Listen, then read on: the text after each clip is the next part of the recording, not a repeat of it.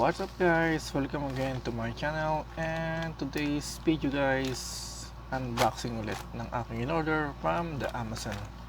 Alright, so wag natin patagalin. Yan, sealed pa siya, sealed. Oh.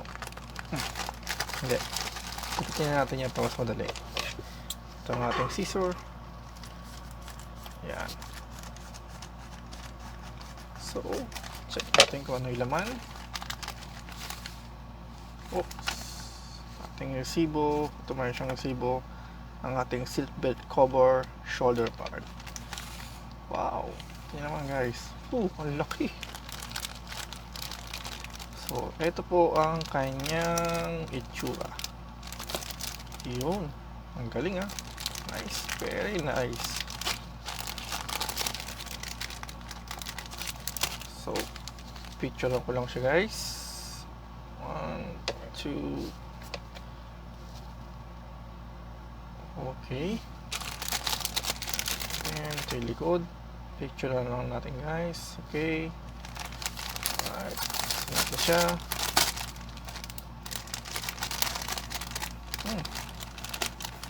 Lambot ah.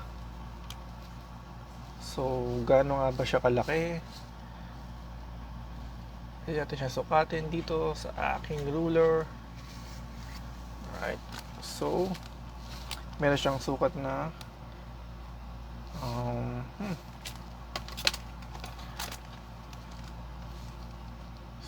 almost 10 inch ang kanyang haba, at ang lapad naman po niya is 2.5 inches. Okay, so ito po ang ating Autobots.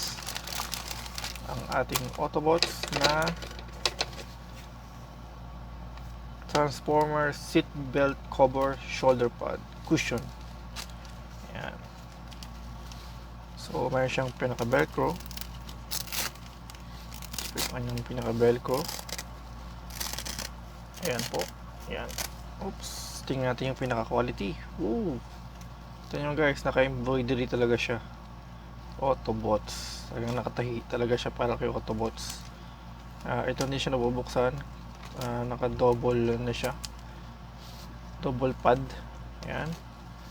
Tingnan natin ang kanyang embroidery. Ayan guys, so mapasin nyo. Ayan, wow. Very nice. Ayos na ayos po ang ating Autobots. Ayan. Okay, so abangan po natin pag nakabit na to sa ating sasakyan. Again, thank you for watching guys. At kung nag-enjoy ka sa aking channel, yes, just always don't forget to subscribe my channel. Here we go. Again, this is Ramon Paulo Castro at your service. Thank you.